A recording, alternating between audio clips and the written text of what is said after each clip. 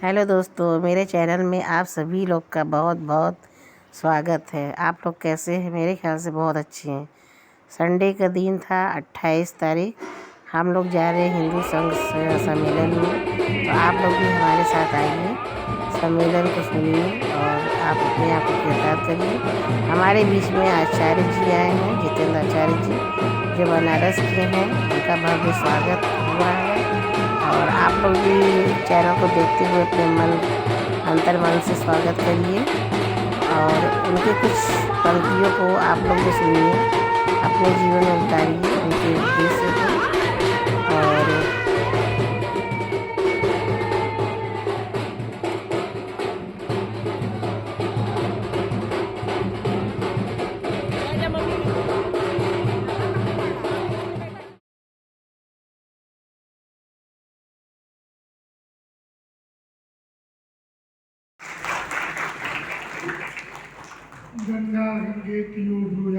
और जौनपुर के मतलब सभी बहनें, अपने मोहल्ले के राष्ट्रमंडल मछरट्टा से सभी लोग उपस्थित हुए थे और अच्छे से सम्मेलन समापन हुआ। तो जय श्री राम।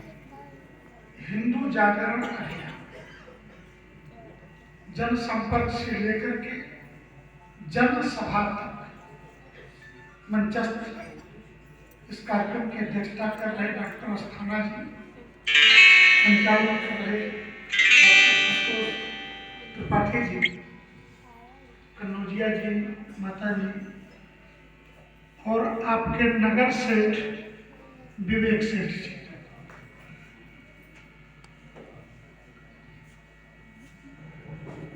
अलग अलग सम्मेलनों में पिछले 2 महीनों से मैं लगभग भारत के सभी राज्य पूर्ण कर चुका हूँ।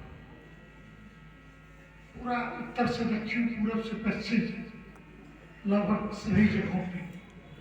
काशी प्रांत में 10 दिन मुझे रहना था, तो आज हो गई 28 तारीख, 8 दिन उसमें से पूरे हो गए।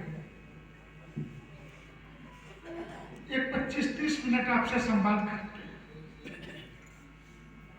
कुछ घटनाओं से शुरू करते हैं। हिंदू सम्मेलनों की आवश्यकता संघ को क्यों पड़ी? संघ के शताब्दी वर्ष पूर्ण हुए। हमारे आलोचक कहते हैं संघ ने क्या किया।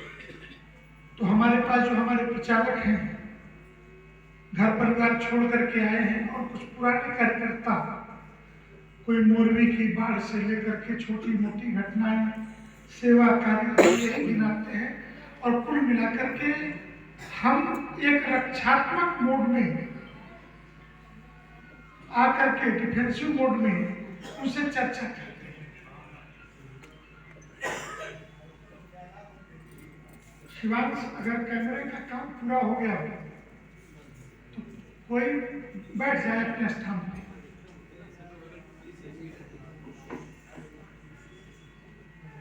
तो रक्षात्मक मोड पे हम बताते हैं कि हिंदू क्या हुआ। मैं आज रक्षात्मक मोड में बात करने के लिए नहीं खड़ा हुआ और 2-3 कार्यक्रमों को प्राथमिकता के आधार पर कैंसिल करके हमने कहा मैं जौनपुर जाऊंगा।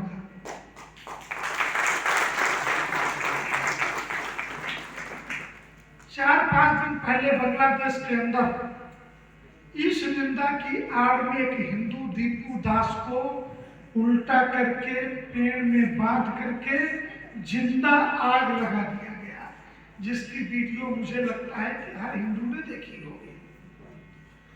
ये घटना है। ऐसी घटनाएं, भारत का विभाजन, 4 लाख हिंदू मां बहनों के साथ बलात्कार और 10 लाख हिंदुओं की हत्या की कीमत के रूप में 15 अगस्त 1947 को 100 कांड आजादी दबे पांव हिंदुस्तान में आई थी। 1971 में बांग्लादेश हमने बनाया और उसका असली विभत्स चेहरा जो आज देखने को मिल रहा है, ये बता रहा है कि इस्लाम तो इस्लाम ही रहेगा। उसके अंदर न तब परिवर्तन था न आज परिवर्तन है। इसका एक कारण है उनके पवित्र ग्रंथ। कयामत की रात अगर नहीं आएगी तो जलजला नहीं होगा और कयामत की रात के बगैर खुदा उनका हिसाब नहीं करेगा, तब तक उन्हें कब्र में ही रहना पड़ेगा। इसलिए कयामत की रात तब तक नहीं आ सकती जब तक दुनिया में एक भी काफिर जिंदा है। ये इस्लाम की प्रबल मान्यता है 73 के 73 फिरकों के अंदर।